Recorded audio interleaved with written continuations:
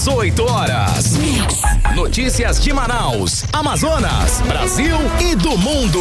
Agora na Mix.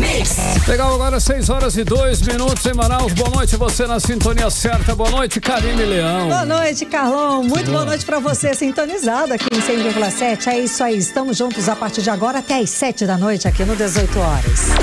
Mix.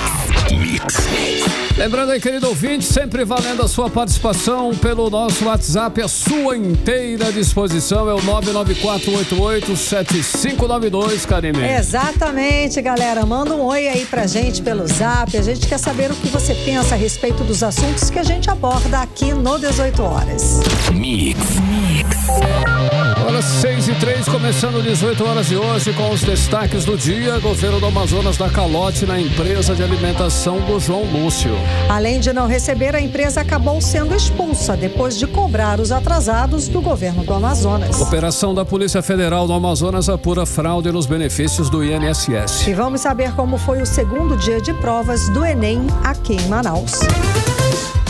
Muito boa noite para você mais uma vez que está em 100,7, sempre na sintonia certa no melhor mix do Brasil. Vamos juntos em segunda-feira, 13 de novembro de 2023. Os destaques do dia no ar em mais uma edição do 18 horas. 18 horas. Olha só, em fim de semana foi de revolta e manifestação em frente ao Hospital João Lúcio por falta de alimentos para servidores e acompanhantes e racionamento de refeição para os pacientes.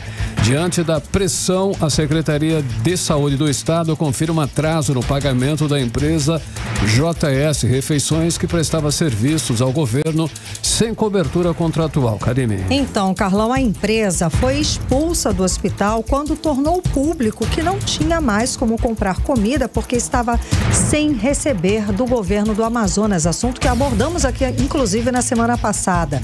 Vamos agora às atualizações na reportagem de Odinei Araújo. Após a empresa JS Refeições informar na quinta-feira passada que não mais serviria alimentos para servidores e acompanhantes porque não tinha dinheiro para comprar carne, frango ou peixe, já que não está recebendo do governo do estado e que iria priorizar a alimentação para os pacientes do hospital, o governo enviou nota informando que nenhum paciente, acompanhante ou servidor deixou de receber alimentação. No sábado, porém, servidores e familiares de pacientes do Hospital João Lúcio fizeram manifestação por falta de alimentos e denunciaram que os pacientes também estavam sofrendo com atraso na entrega e racionamento de alimentos. Todo o atendimento aqui dentro, quase tudo de uma forma, de certa forma, é desumano, entendeu? Do atendimento à alimentação. Então a gente precisa que o governador ou alguém representante ou até mesmo a empresa que fornece alimentação aqui compareça no hospital, porque os pacientes já estão com fome, fora as pessoas que vêm de interior, que não tem como se alimentar, que não tem dinheiro. Como é que fica a situação dessas pessoas? Hoje a situação se agravou. Eu troquei 7 horas da manhã de turno com uma pessoa que ia ficar durante o dia, e a informação que eu recebi agora é que meu pai 2 horas da tarde está sem almoçar, porque chegou no nível que o médico pediu para o acompanhante, para o paciente, pedir para denunciar que não tem alimentação para o paciente. E chegou agora uma comida, a gente ficou sabendo agora que chegou agora a comida para os pacientes, mas a gente não sabe até que situação isso vai acontecer. Porque aqui a gente não está tratando de bichos, a gente está falando de pessoas, seres humanos, pessoas que estão debilitadas aí dentro. Então queremos uma resposta, porque se não houver resposta, os familiares vão fazer um movimento aqui, os funcionários que também trabalham precisam se alimentar já basta, que não estão nem recebendo pagamento. Aí não receber alimentação, aí é dose. Diante da repercussão do caso, o secretário de Saúde do Amazonas, Anuar Samar, se pronunciou por meio de nota e confirmou o atraso nos pagamentos da empresa JS Refeição, que fornecia alimentação no Hospital João Lúcio. Ainda segundo a nota, a secretaria está fazendo uma força-tarefa para evitar a falta de alimentação no hospital. O secretário de Saúde informou também que o governador Wilson Lima ordenou que a empresa JS fosse imediatamente trocada. Com isso, quando chegaram para trabalhar no hospital, os funcionários da empresa foram impossibilitados de entrar, conforme uma funcionária da JS não identificada. Ou seja, expulsaram a gente devendo meses, o Estado devendo meses, nossa empresa, e a gente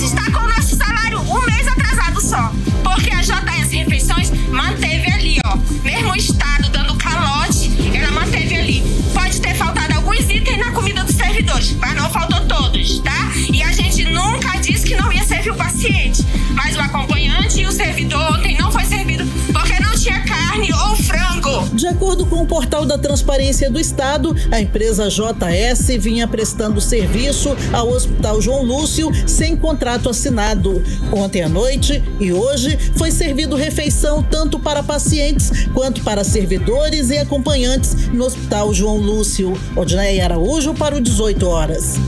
Você está ouvindo 18 horas. E ainda, de acordo com as informações que a gente tem, é que essas refeições que foram oferecidas de ontem à noite foi um verdadeiro banquete. Assim, só faltou ter caviar e champanhe. Foi maravilhoso. Tudo o quê? Para denegrir a imagem da outra empresa. Gente, o problema dessa situação que você acompanhou, desse desespero, desse sufoco, dessas pessoas desesperadas, cobrando, sem ter para quem pedir, é que não é um caso isolado. Temos aí médicos, anestesistas, enfermeiros, maqueiros, pessoal da limpeza, todos com pagamentos atrasados. Não é um mês, não são 2 meses, não. Até 5 meses de salários atrasados. Como é que alguém trabalha? Você trabalharia 5 meses sem receber dinheiro, sem receber o seu salário no fim do mês? E aí, como é que fica, gente? Como é que você paga seu aluguel? Como é que você paga o supermercado? Como é que você vai trabalhar? Daí você chega lá para trabalhar e também não tem refeição. Como é que faz? O profissional fica meses sem receber. Gente, isso é direito do trabalhador. Você trabalha, no fim do mês você recebe. É simples assim. Agora, além do trabalhador, o governo também está aproveitando aí a boa-fé das empresas que prestam serviço, achando aí que fechou uma boa parceria. Pô, fechei um contrato, né? Fechei uma parceria com o governo do Amazonas, olha aí que beleza. Vamos fornecer refeição, vamos receber em dia. Não! O governo do estado faz o quê? Dá calote também nas empresas que prestam serviço e principalmente que a gente está vendo na área da saúde, né, Carlão? Complicado, hein, Carimilhão? O governo não prioriza aí, como nós estamos vendo já há algum tempo, a saúde e, né, todos que trabalham direta e indiretamente no serviço de saúde do estado saem prejudicados de uma forma ou de outra. É a empresa que fornece comida que não recebe em dia, que é complicado, é a empresa que faz a manutenção dos ar-condicionados que está 3, 4 meses sem receber também do estado. E quem reclama tem o contrato cancelado, é demitido, como já aconteceu com vários enfermeiros que denunciaram atrasos nos salários, atrasos nos direitos. E agora também com a empresa que publicamente reconheceu que não tinha como manter o fornecimento de refeições, estando com os pagamentos atrasados. Ou seja, né, Carlão, esse é o novo normal do governo do Amazonas. Aproveita a força de trabalho dos profissionais da saúde que trabalham meses sem receber salários e se reclamam, são demitidos. Agora aproveita também as empresas que prestam serviço para o governo do Amazonas e acabam sem receber. E se reclama, tem a mesma coisa. São o quê? Expulsas, como a gente acompanhou na reportagem. São expulsas e todos eles, tanto funcionário quanto a empresa, são expulsos do governo do Amazonas sem receber os atrasados. É o novo normal, a gente conviver com um governo caloteiro. Olha só, e hoje teve mais uma operação da Polícia Federal em Manaus. Agentes da Federal prenderam um policial civil com mais de R$300 mil em espécie durante a Operação Fragmentados, que investiga fraude em benefícios do INSS aqui no estado do Amazonas. Então, Carlão, a operação mira um grupo suspeito de dar prejuízo de mais de R$4 milhões para os cofres públicos. Segundo as investigações, pelo menos 52 benefícios foram fraudados aqui no estado do Amazonas. E o repórter André Meirelles acompanhou a movimentação da Polícia Federal e tem mais informações.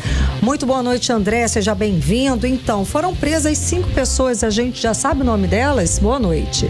Muito boa noite, Karime, boa noite, Carlão, boa noite a você que nos acompanha ao vivo aqui na 100.7. Olha só, os nomes dos presos não foram divulgados, mas segundo a Polícia Federal, o grupo atuava usando documentos falsos para conseguir o benefício junto ao INSS, né? Inclusive, os mesmos conseguiram desviar mais de R$5 milhões, isso durante 11 anos.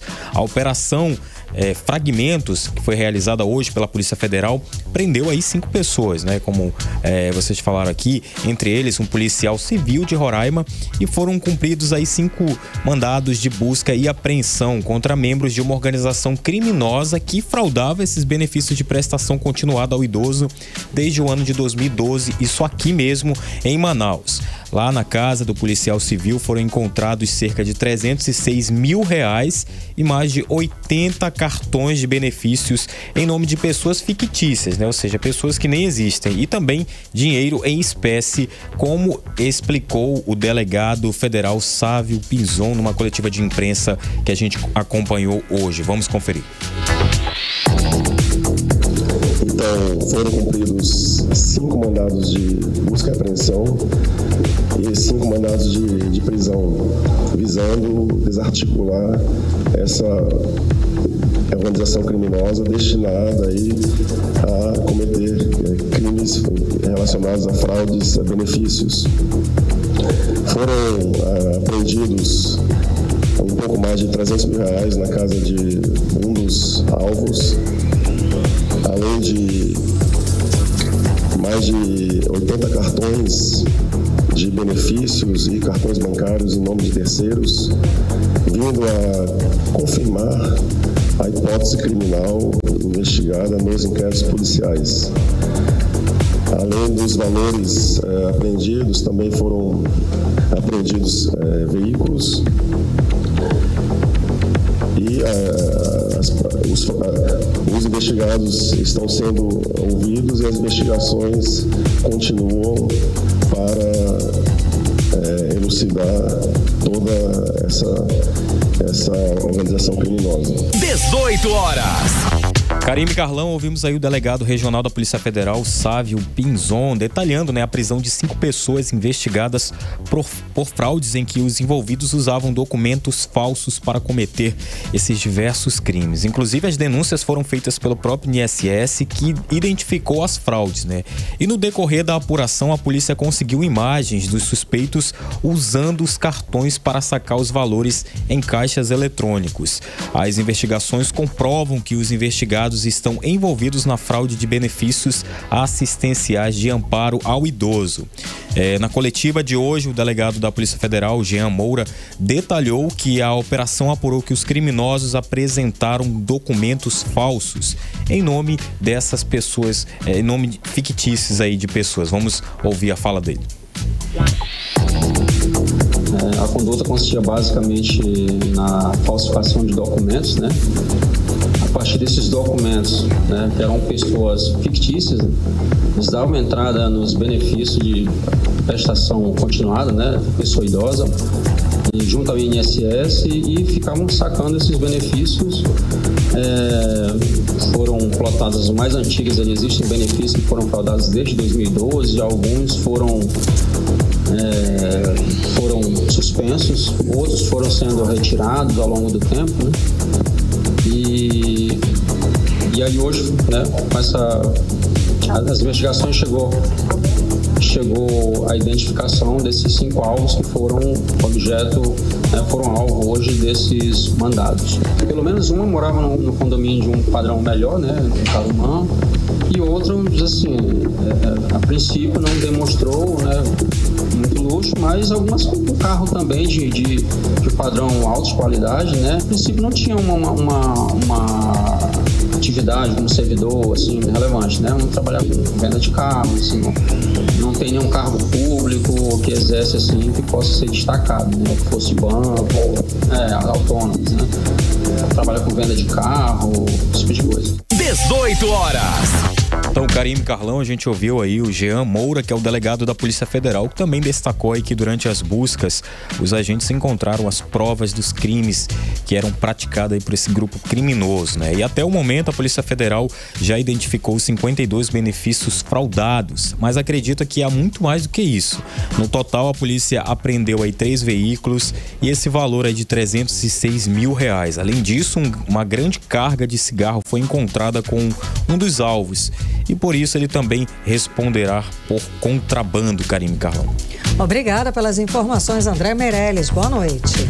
Boa noite, André. Agora 6h17, você no melhor mês do Brasil. 18 horas. Smartphones e eletrodomésticos são os produtos mais mencionados na pesquisa de intenção de compra do consumidor para a Black Friday 2023. A pesquisa foi realizada entre os dias 1º e 3 de novembro pelo Instituto Fé Comércio de Pesquisas Empresariais do Amazonas e ouviu aí 950 consumidores do comércio varejista aqui de Manaus. Então, Carlão, a Black Friday acontece na última sexta-feira de novembro, como de costume. De acordo com a pesquisa, 93% dos entrevistados pretendem ir às compras. Para 63% dos consumidores, a prioridade vai ser o melhor preço. Logo depois, para 60%, vem a qualidade dos produtos.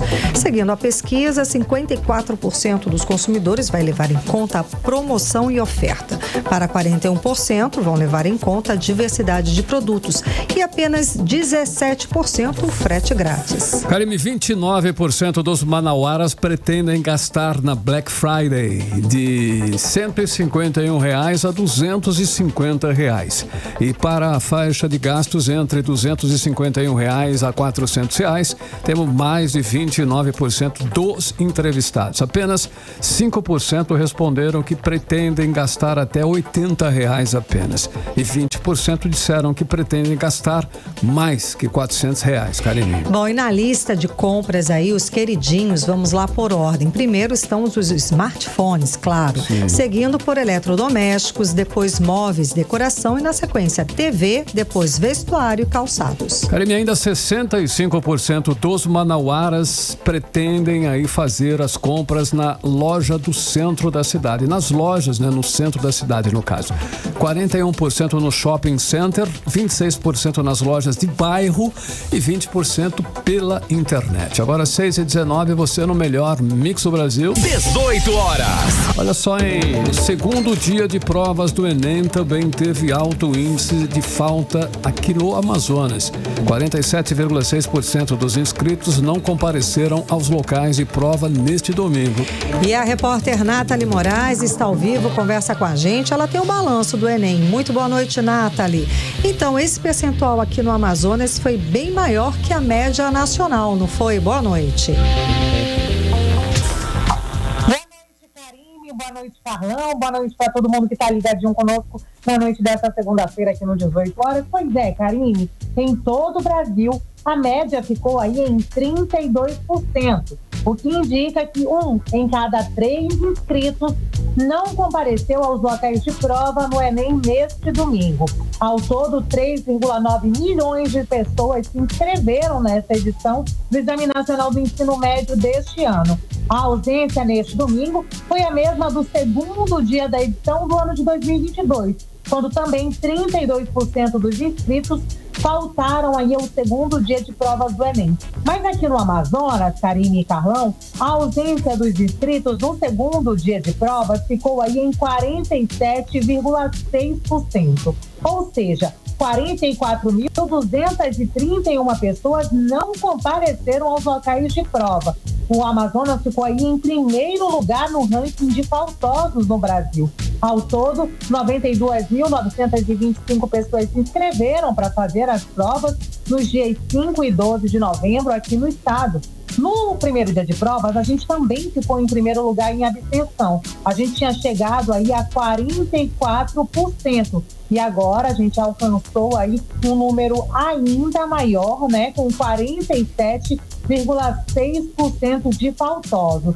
O Amazonas contou com a aplicação do Enem em 57 municípios, sendo aí mais de 200 locais de provas. Uma das causas que pode ter ajudado aí para que o Amazonas ficasse nesse primeiro lugar de abstenção é a seca, né, Karine e Carlão? Já que muitos alunos, muitas pessoas se encontram aí completamente isoladas em muitas comunidades. E essa aí é uma das preocupações do MEC.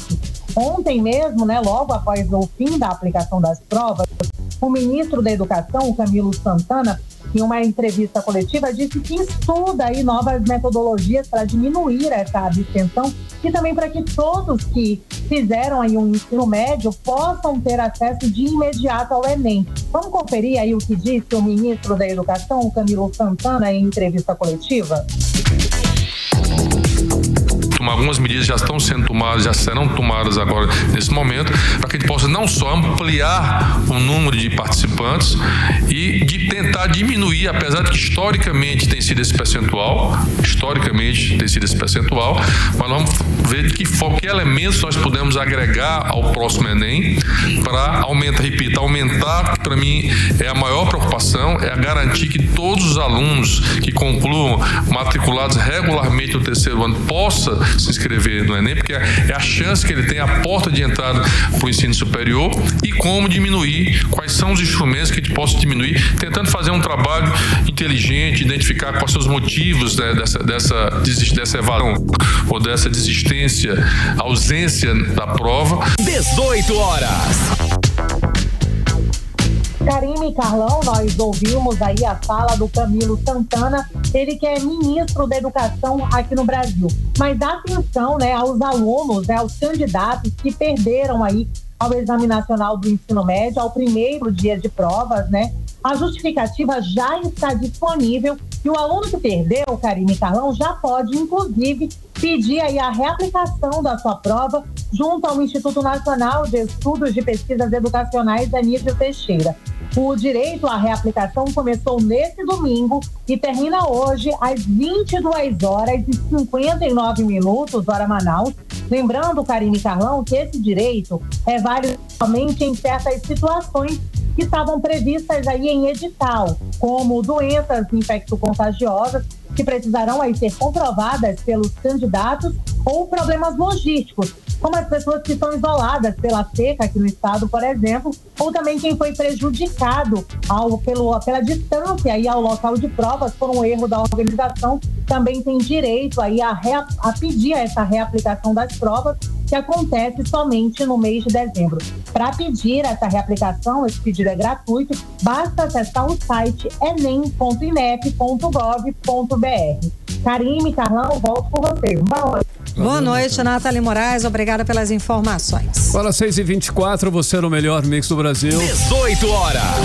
Seguimos agora para Brasília. Vamos conversar com o nosso correspondente, o jornalista Carlos Eduardo Matos. Cadu, boa noite, Cadu. Então, o presidente Lula, Cadu, boa noite. Agora que estou te vendo, você está aqui ao vivo com a gente. Bom te ver, né? Para quem nos assiste nas redes sociais, no YouTube, está aqui o vídeo com o Cadu ao vivo com a gente. Fala, Cadu. Cadu, então, presidente Lula, ele vai mesmo receber os brasileiros vindos da faixa de Gaza, né? O Itamaraty parece que hoje ele conseguiu restabelecer o contato com os brasileiros que ainda aguardam voltar para o país. Conta mais pra gente, Cadu, boa noite. Boa noite, Karime, boa noite, Carlão, boa noite a todos. Exatamente, Karime, o clima, conforme disse hoje o presidente Lula, é de festa. Logo mais ele vai receber pessoalmente às 23h30, horário de Brasília, 22h30, horário de Manaus, os 32 brasileiros que vieram da faixa de Gaza. Ao todo, são 17 crianças, 9 mulheres e 6 homens, 22 brasileiros e 10 palestinos familiares de brasileiros.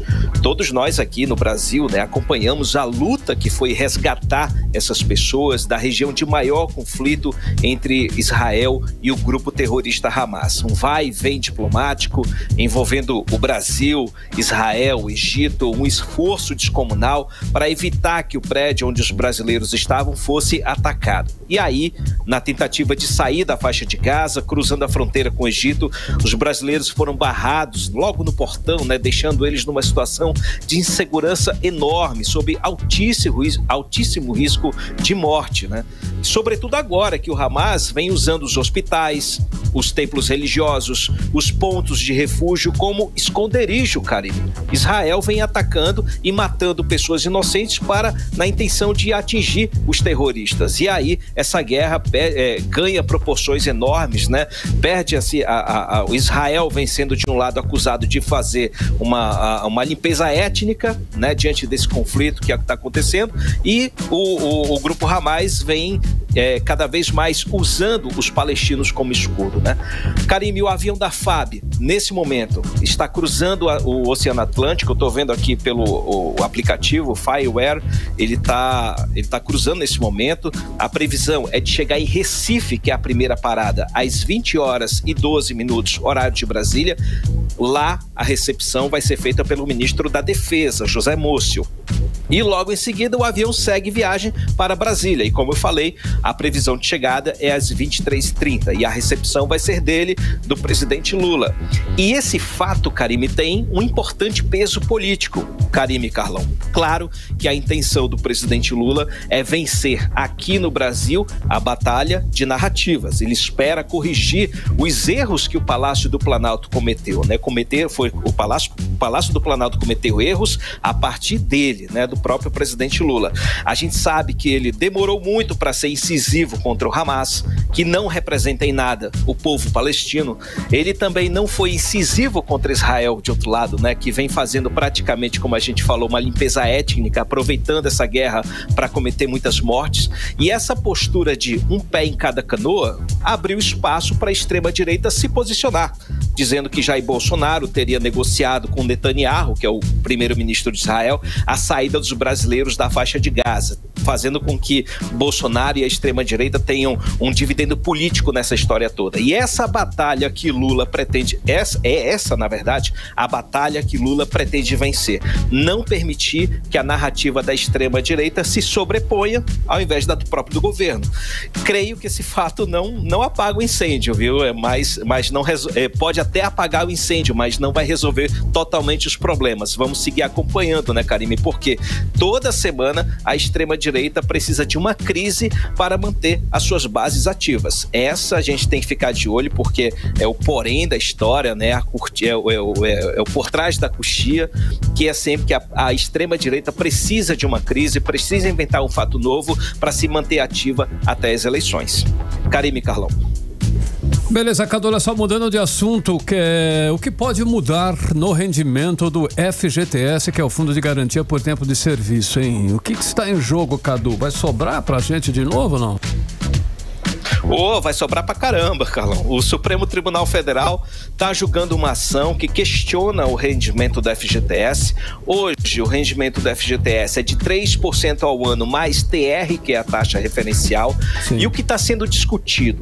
Que o rendimento do FGTS acompanha a poupança, que tem um rendimento de 6,17% ao ano. Uma mudança para melhor, FGTS, então. Com certeza, com certeza. Um rendimento, super rendimento.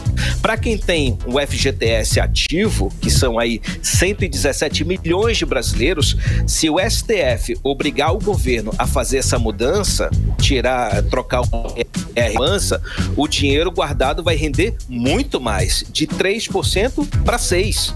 Então, para nós, trabalhadores, vai ser maravilhoso. Para mim, para vocês aí, para o pessoal, para o povo aí que está nos acompanhando na Rádio Mix. Mas o governo prevê aí, no entanto, Carlão, uma perda aí de 8 bilhões de reais ao ano para compensar esses rendimentos, né? Então, o julgamento está em andamento no STF, mas ele foi suspenso na sexta-feira. O relator da ação, o ministro Luiz Roberto Barroso, suspendeu esse julgamento justamente para atender ao pedido do governo de estabelecer um acordo. A solução por hora que foi dada é que, em vez de estabelecer a poupança como índice, seria o IPCA como novo indicador de rendimento. Pode dar ruim nessa história, tá? Porque ele tem um que chega perto da poupança e pode ser que não haja, inclusive, correção, porque o IPCA é basicamente um índice da inflação. E aí o governo quer criar um conselho curador para definir uma intervenção em casos em que o índice, o IPCA, possa chegar a zero. Em algum ano aí, chegue a zero. E aí o governo entra fazendo uma intervenção. Ficou meio complicado, não ficou muito lógico essa história, mas perdi no meio do caminho aí. O ministro... Pois é, o ministro Luiz Roberto Barroso inseriu essa solução, tirou a poupança e colocou IPCA como solução. E aí, o voto dele foi nesse sentido e outros ministros acompanharam. Por enquanto, o placar é de 3-0 em favor da mudança de taxa referencial para IPCA. Vamos seguir acompanhando. É uma melhoria? É. Vai melhorar um pouco, mas vamos ver como é que vai ser o desfecho dessa história. É uma matemática complicada, né? Que no fim das contas é difícil o trabalhador sair ganhando nisso, mas ok, vamos seguir. Olha, no final quem ganha é o governo, né? Sem dúvida, né?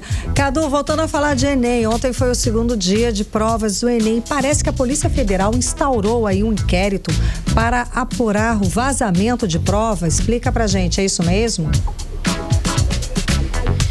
É isso mesmo, Karime. A Polícia Federal identificou mais casos de vazamento do Enem. Na semana passada foram 8 casos identificados. As provas foram fotografadas e compartilhadas no WhatsApp antes das 18 horas, que era o horário permitido para que o aluno saia da sala com as provas em mãos. A PF fez diligências aqui em Brasília, em Pernambuco, Rio Grande do Norte, Paraná, Rio Grande do Sul, Ceará, Alagoas e Bahia. São oitivas, coleta de dados, cumprimento de mandado de busca e apreensão, enfim. Ontem, a PF, e já no caso da prova de ontem, Karine, da prova desse domingo aí, a Polícia Federal recebeu denúncia de que circulou no WhatsApp o PDF com todas as páginas da prova. Meu Deus! Então, apesar desses vazamentos, é incrível, né? Eu fico assim, às vezes, embasbacado com como é que pode vazar o PDF da prova, PDF gente. Da prova, adoro isso daí gente. deveria ser motivo de cancelamento, mas enfim, né? Apesar desses vazamentos aí absurdos, Karime, o MEC informou nessa coletiva aí que a Nathalie nos apresentou com o ministro Camilo Santana, que não há nenhum prejuízo aos candidatos e também não há possibilidade de cancelamento do Enem. Então, a única medida de cancelamento real foi uma questão da prova do caderno de matemática que estava repetido. Só isso. Então, por enquanto, o Enem está valendo e as investigações estão em andamento. Volto com vocês, Karime e Carlão. Obrigada pelas informações, Cadu. Boa noite, até amanhã. Valeu, Cadu. Até amanhã, galera. Tchau. Até amanhã, 6h33, você no melhor mix do Brasil. 18 horas. Olha só, continue ligado aí no 18 horas, daqui a pouquinho. Rio Negro continua a descer. Só em novembro já foram 18 centímetros. É o nosso assunto em instantes, já pra você. 18 horas. Agora nós vamos conferir tempo e temperatura. É a previsão do tempo para amanhã, terça-feira. Karime Leão. Previsão do tempo. A previsão para amanhã é de sol e aumento de nuvens de manhã. Na tarde, pancadas de chuva são esperadas, mas à noite o tempo fica aberto. A temperatura mínima fica entre 27 graus, a máxima 36 graus. E a umidade relativa do ar fica entre 33% e 70%. Mix. Olha, o Rio Negro, hein? Voltou a secar após o nível subir 28 centímetros desde o dia 28 de outubro. Desde o dia 8 de novembro, o nível do rio já baixou 18 centímetros. São 6 dias de vazantes seguidos, hein, Karine? Carlão, tá demais, tá? E de ontem para hoje foram menos 3 centímetros. Agora, o nível do rio no Porto de Manaus está em 13 metros e 4 centímetros. Vamos acompanhar mais detalhes na reportagem de Nathalie Moraes. Depois de iniciarmos o mês de novembro com o Rio Negro subindo 28 centímetros gradativamente, do dia 1º ao último dia 7, o nível do Rio Negro começou a secar. Desde a última quarta-feira, dia 8 de novembro, o rio já secou 18 centímetros e ficou hoje na marca de 13,4 metros. Esse movimento não é incomum. Ele se caracteriza como repiquete, quando a água sobe e desce brevemente até seguir a sua cheia ou seca, dependendo da época do ano. O Rio Negro só deve voltar realmente a subir com força quando as chuvas mais frequentes atingirem as cabeceiras do curso da água, o que sinalizará o fim da vazante, como explica a pesquisadora em geociências do Serviço Geológico do Brasil, Jussara Cury. O Rio Negro iniciou essa semana com pequenas descidas na ordem de 3 centímetros, 2 centímetros, o que faz parte desse processo de final de vazante, essas oscilações, subidas e depois descidas, porque as contribuições que estamos recebendo aqui, tanto da Calha do Solimões quanto do Negro, são resultado das chuvas das semanas anteriores lá na região de cabeceira. Então são chuvas isoladas ainda não era a consolidação do período chuvoso.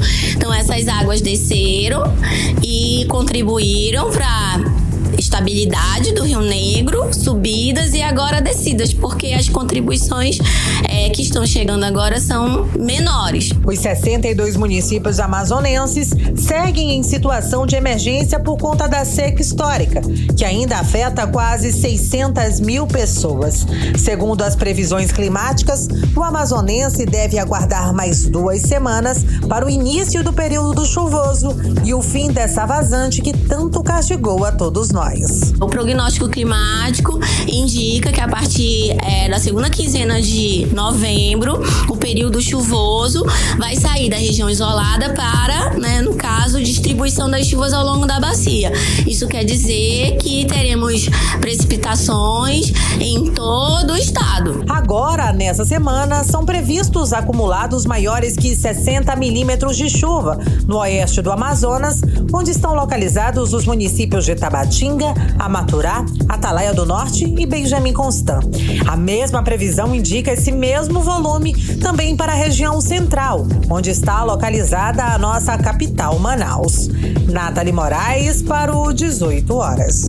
Você está ouvindo 18 horas.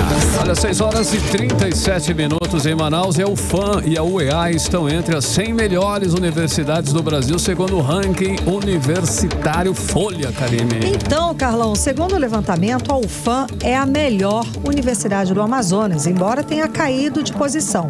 Já a UEA melhorou a posição, mas ficou como a terceira melhor faculdade do estado. Vamos acompanhar mais a respeito desse ranking agora na reportagem de Odineia Araújo.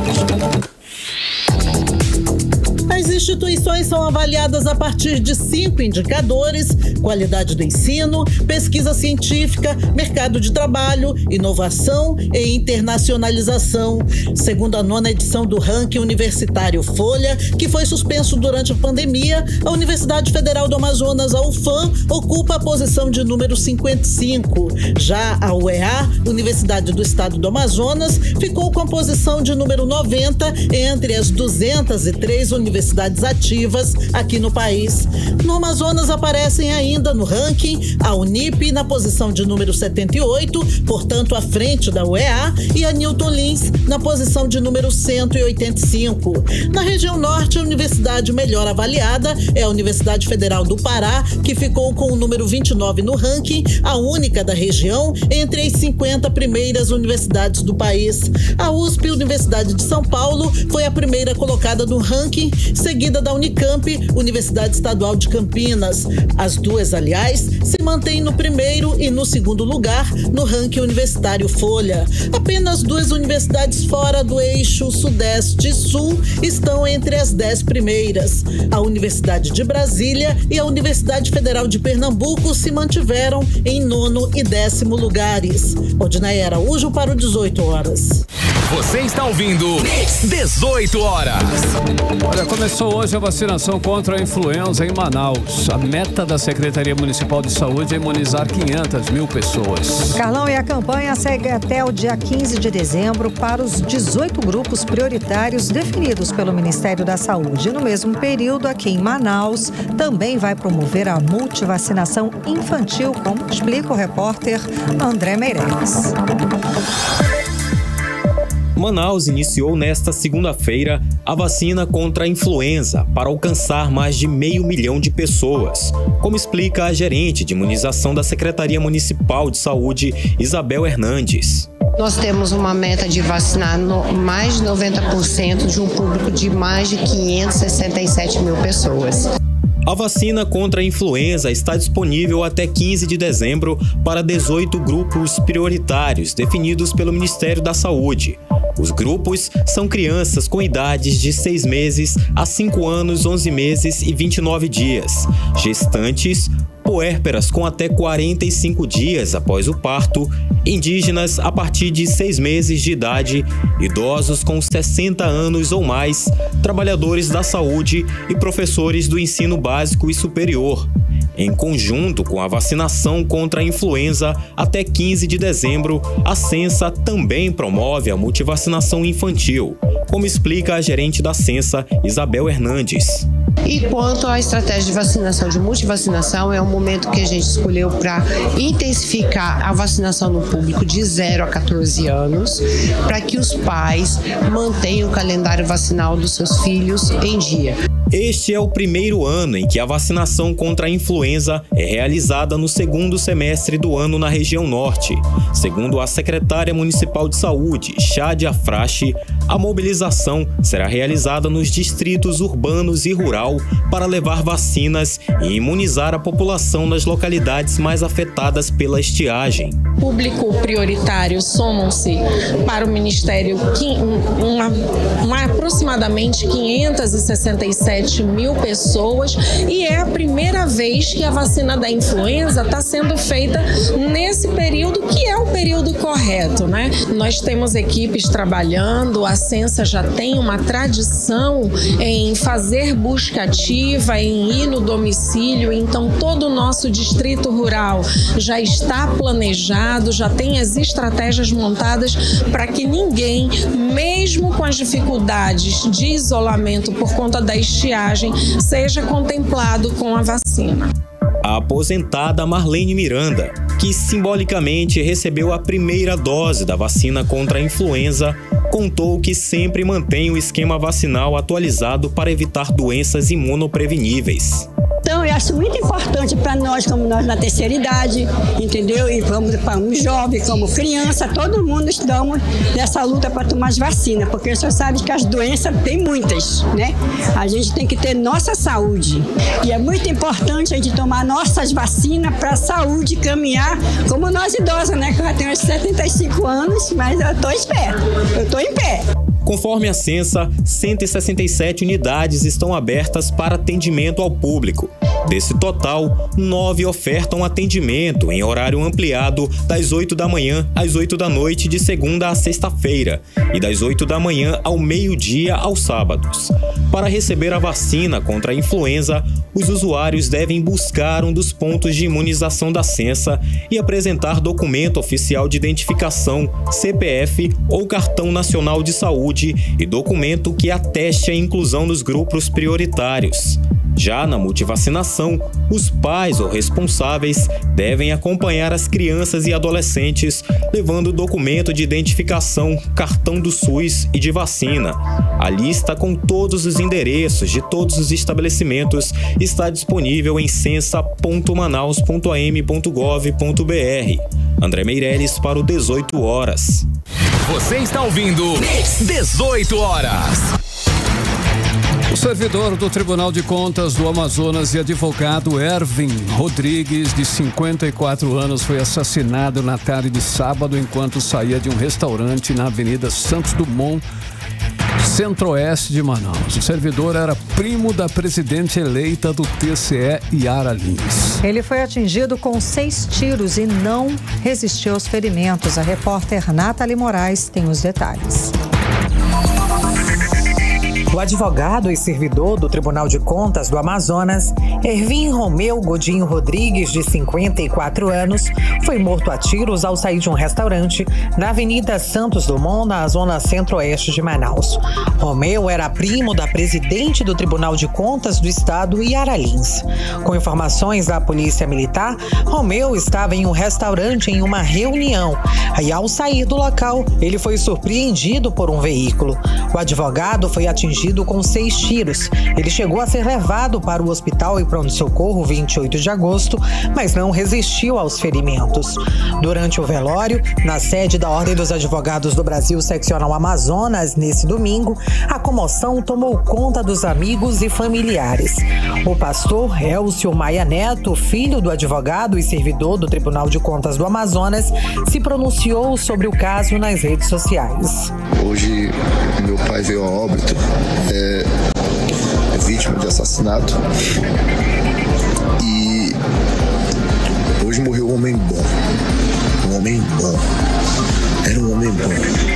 O diretor da Comissão de Prerrogativas da OAB, o advogado Alan Johnny, afirmou que logo após o crime, os familiares entraram em contato com o plantão de prerrogativas e imediatamente foram designadas equipes para o Hospital 28 de Agosto e outra para a Delegacia Especializada em Homicídios e Sequestros. Segundo os familiares, já havia sido uma ameaça do modus operandi mesmo no ano passado, na qual uma pessoa chamou ele para um restaurante e ele foi alertado, para ele não ir para esse restaurante porque iriam matar ele.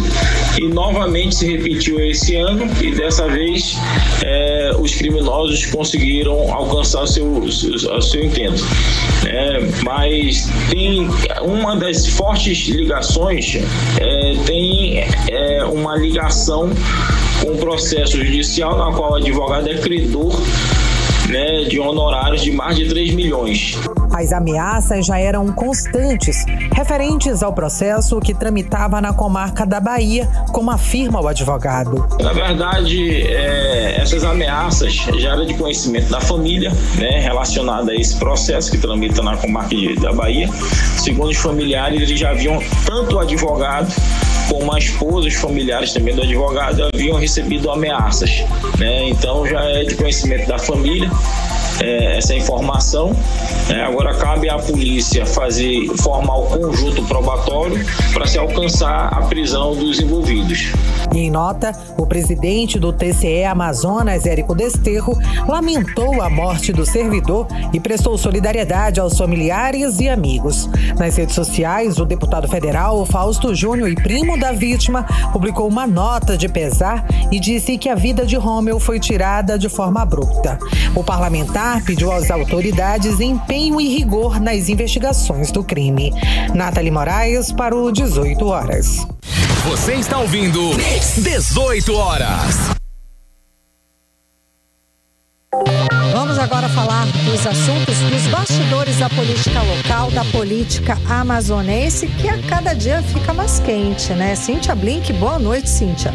Os ânimos, enfim, se acalmaram ou não? Conta pra gente. Boa noite, Cíntia Blink. Tem nada calmo não, viu, Karime? Eita. Boa noite, Karime. Boa noite, Carlão e todo mundo que tá com a gente na 100.7. Olha, fui à Câmara Municipal de Manaus e rendeu tanto que saí de lá quase 3 horas. Vamos lembrar que a sessão começa 9h30, né? Com ninguém de ferro. Ainda mais uma segunda, depois do fim de semana. Mas a gente viu uma Câmara o quê? Super dividida entre base e oposição.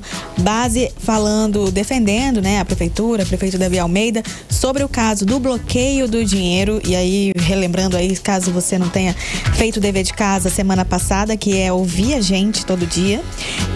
Houve um bloqueio nas contas da Câmara Municipal de Manaus. Eles ficaram impedidos de poder movimentar ali as contas, o sistema caiu, e isso foi logo depois de a Câmara rejeitar o empréstimo de 600 milhões de reais, rejeitar ali a aprovação, né, não permitir que a Prefeitura de Manaus fizesse o tal do empréstimo. Isso rendeu aí algumas reações por parte do prefeito Davi Almeida, que foi a público e falou que ia expor os vereadores, colocaria outdoor para dizer quem são os vereadores inimigos da cidade, e por inimigos da cidade entenda os que rejeitaram fazer o tal, permitir que a prefeitura fizesse o tal do empréstimo. E na Câmara isso repercutiu, quer dizer, enquanto os vereadores de oposição relembravam essa história, falavam sobre o quanto foi grave essa interferência do poder executivo no poder legislativo e que isso deveria trazer consequências, palavras que são do presidente da casa, vereador Caio André, mas também ecoa em toda a oposição da Câmara Municipal de Manaus. Então nós ouvimos falar bastante sobre isso, mais pedidos de esclarecimento sobre o que foi feito com 1 bilhão e 200 que já foi emprestado até agora, muita cobrança em cima do prefeito Davi Almeida. Enquanto isso, né, por outro lado, os vereadores que são da base do prefeito também faziam ali seu papel, falando sobre a importância de ter o empréstimo, que o bloqueio não tem nada a ver com o prefeito Davi Almeida. Tudo isso foi discutido ali bastante tempo na na Câmara Municipal de Manaus. Quem estava lá também era o secretário de Articulação, ex-vereador Valfran Torres. O trabalho dele é justamente apagar esse fogo. Aliás, missão difícil pra caramba, viu? Missão complicadíssima a essa altura do campeonato. Valfran Torres tinha o papel ali de conversar com todo mundo pra, fazer o papel do deixa disso e preparar terreno, porque vai vir um novo pedido de empréstimo.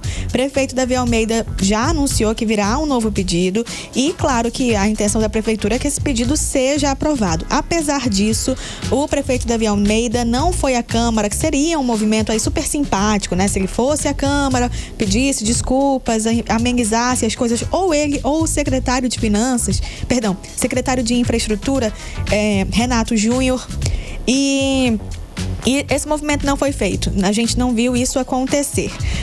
Mas Valfran Torres estava lá, conversando com a oposição, conversando com base, chega no presidente da casa, vereador Caio André, esteve tão presente, montou tanto acampamento ali na Câmara, que chega um momento que o vereador, quando está chamando o presidente da casa, quando chama alguns vereadores, chega a chamar o nome do vereador, até eu confundo aqui, do secretário Valfran Torres, que estava ali sentado no lugar de algum vereador que não estava no lugar ou não estava presente, enfim.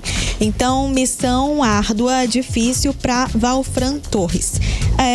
Aí eu posso falar do episódio em que aconteceu comigo, que acabou virando notícia também, já que a gente está falando de Câmara. Episódio foi a covardia, foi uma intimidação, e que fique aqui toda a nosso repúdio a qualquer ato, qualquer ação que venha intimidar o trabalho de um jornalista, principalmente vindo de uma casa onde as pessoas que trabalham lá são servidores públicos, são pessoas que trabalham e que têm por obrigação que dar satisfações para o público, para a sociedade.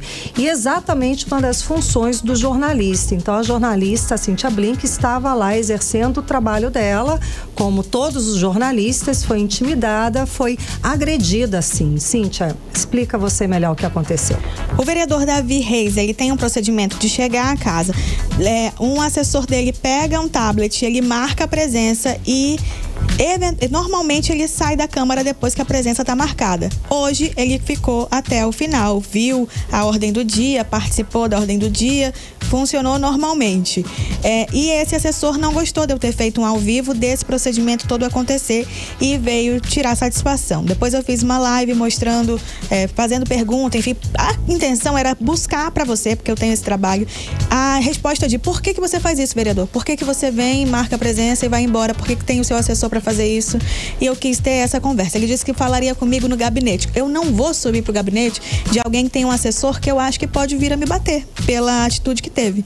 Enfim, não me senti nem um pouco segura em conversar com o vereador Davi Reis. Fiz uma denúncia na ouvidoria da casa, ou seja, presidente Caio André disse que vai tomar as medidas cabíveis, espero que aconteça, e vou à delegacia da mulher, porque isso não aconteceria se eu não fosse mulher. Exato, é porque nesse processo você estava ali fazendo a live e o assessor proporcionalmente esbarrou em você e bateu no celular. Ele bateu no seu celular e foi atrás de você numa sala em que ele não sabia que tinha umas pessoas naquela sala de imprensa.